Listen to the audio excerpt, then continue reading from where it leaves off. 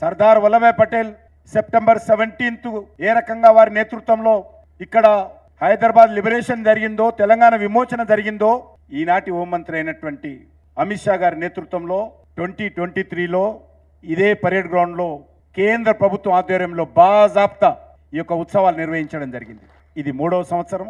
ఏ military అయితే, ఏ భారత సైన్యం అయితే నిజాం మీద యుద్ధం ప్రకటించి పోలీస్ యాక్షన్ పేరుతో ఇక్కడ ప్రజలకు రక్షించి ఇక్కడ 3 రంగుల జెండా ఎగరేసిందో, ఏ మిలిటరీ అయితే ఎగరేసిందో, ఆ ఆర్మీకి సంబంధించినటువంటి రక్షణ శాఖ మంత్రి రేపు ఇదే పరేడ్ గ్రౌండ్ కు రానున్నారని మనం చేస్తా ఉన్నాను. వారి సమక్షంలో ఈ యొక్క కార్యక్రమం జరగబోతా ఉంది.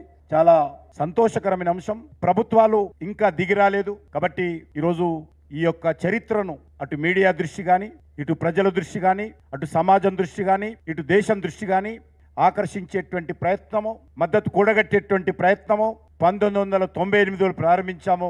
ఈరోజు కేంద్ర ప్రభుత్వం చేస్తా ఉంది. త్వరలోనే 600 రాష్ట్ర ప్రభుత్వం తెలంగాణ రాష్ట్రంలో తప్పకుండా అధికారపూర్వకంగా గ్రామాన ఈ ఉత్సవాలు నిర్వహించాల్సిన పరిస్థితి వస్తుంది. వాళ్ళు నిర్వహించకపోతే రానున్నటువంటి 3 సంవత్సరాల తర్వాత ఎవరు వద్దన్నా కాకపోయినా ప్రతి ప్రతి స్కూల్లో, ప్రతి ఇంటి ముందు ఈ 3 రంగుల జెండా ఎగరేసేటువంటి కార్యక్రమం తప్పకుండా భవిష్యత్తులో జరగబోతుందనే విషయాన్ని ఈ సందర్భంగా మనం చేస్తున్నాం.